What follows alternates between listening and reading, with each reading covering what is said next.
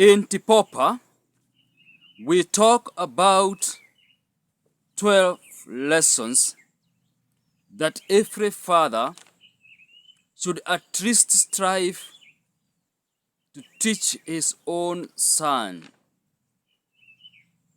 mostly by the way he is going to read his own life. And one of the lessons that we talk about is called respect for men. That it's very important for a man to respect another man. Because in the situations where men choose to disrespect other men, then terrible things happen. And we can brainstorm ourselves to understand this important lesson further. Let's think of two brothers. One of them is older than the other. Are they supposed to respect one another? Yes. The older brother should respect the younger brother, and the younger brother should respect the older brother. Let's also think of a situation where one brother is rich than the other. Yes, in a similar way, the brother who is privileged to have more resources than the other doesn't have the right to disrespect the other brothers. And even at place of work, we have different roles and duties. And even in seniority, one man is senior to another. There's no reason to disrespect someone simply because he is your junior. Even in politics, one of them is occupying a prime position than you. You should not disrespect him. This is a lesson that we talk about in Tipopa. Much about it. But then what happens when a man feels totally disrespected by another man? One may come at a point and say, yes, enough is enough. Enough is enough. I can't be able to start this any longer. As Telemachus said, that I cannot stand such treatment any longer. My house is being disgraced and ruined. And this is happening in this book. It's happening in this book, The Odyssey of Homer, book 2. And remember, we are still on a journey home. And these are the words Telemachus, one of the two men who are point of our reference in this book, is saying. He has been disrespected by other men simply because they are rich, they are powerful, and they seem not to care. And they are disrespecting him on 2 occasions. And this is what perhaps, as a man, you also need to be very, very careful. One of them is their greed, their appetite for food that does not belong to them. And the other one is their lust. That desire, that bodily desire, feeling so much attracted to the person of the opposite gender, to an extent that you want to take them to bed. At times even against their own will. That's dangerous. So what happens?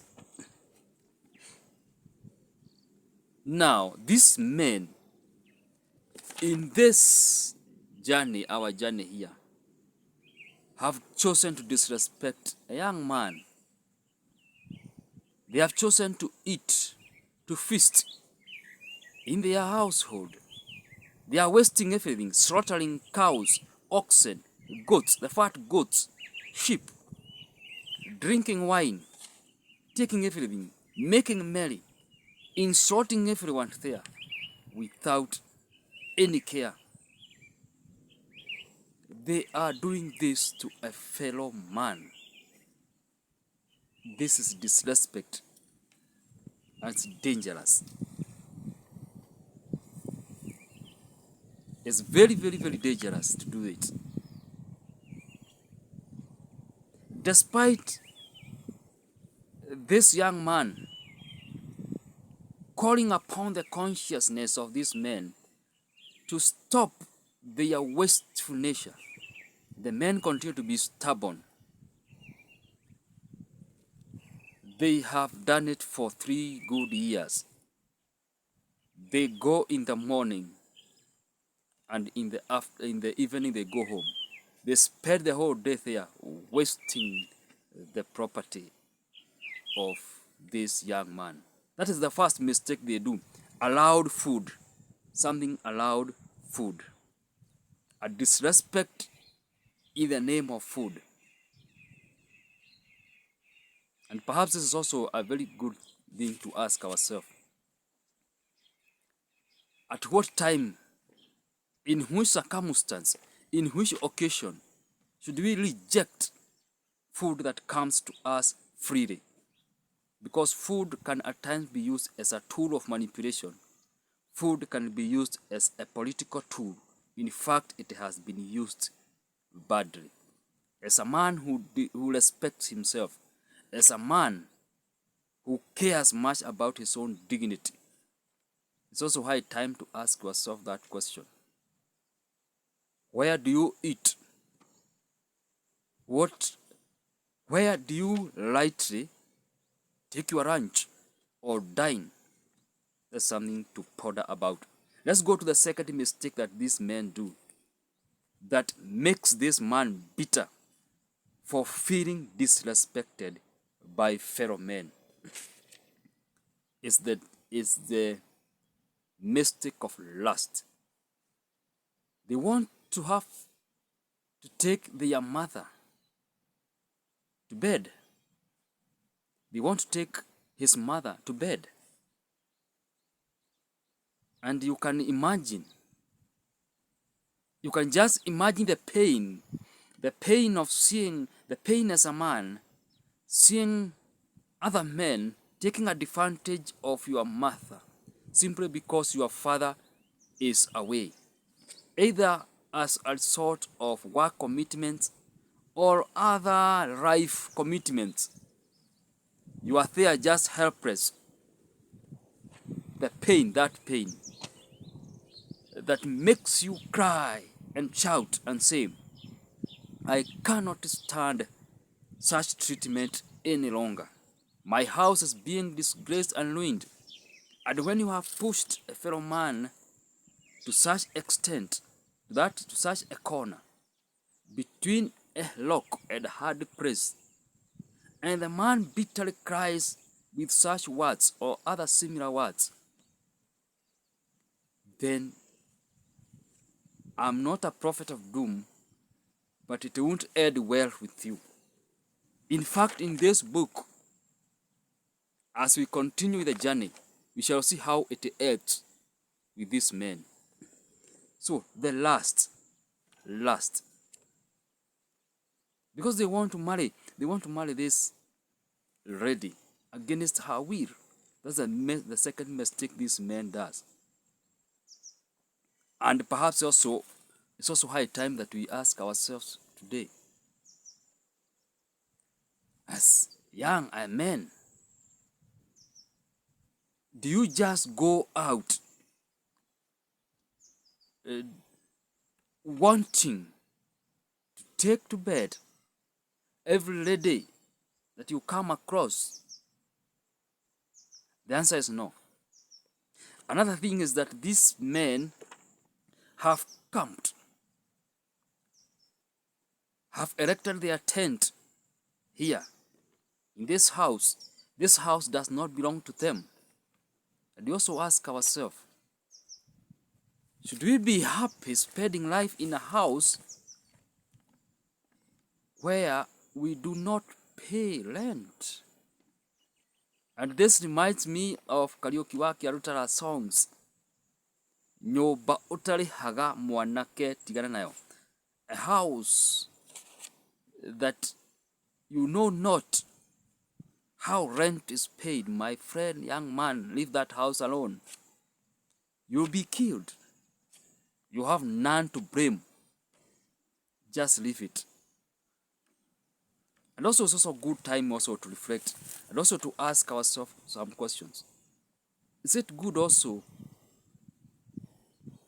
to chase or even to fall in love or lustfully be in relationships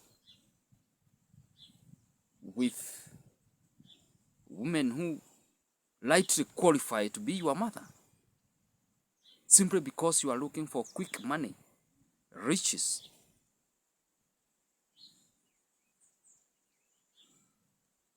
When the real man appears, what will you say? When the real man comes and says, I cannot stand such treatment any longer. My house is being disgraced and ruined. Enough is enough. What shall you do? Think about this. Think about as we continue this journey. The men have intruded. The men have intruded this house. What shall they do? Once again, as we had this reflection, this video today, I remind you of the Maestro monologue book by Rob White. Discover your genius, defeat your intruder, and design your destiny. Because this young man must defeat these intruders. They are disrespectful, and we shall see what will happen to them later on. And if we continue repeating the words of the ultimate understanding by Rob, I am a rich and majestic child of infinite intelligence. I am marvelously made. I am here to reveal, feel, and share all that is good and beautiful about me. We shall be able to discover ourselves. And if we are part of the intruders, if we are men who have intruded into the estate, we are trespassing into the estates of our fellow men, let's stop. And on the other hand, if other men have intruded into our estates, Telemachus in book 2 is giving us a plan. Through his speech that is concise, through his speech that is full of strong words, the language that he uses, through his speech where he gives the call to action, he tells these men to vacate his household and leave, otherwise the gods will come and perish, will come and finish them. Yes, these are the tricks that you get in the book too.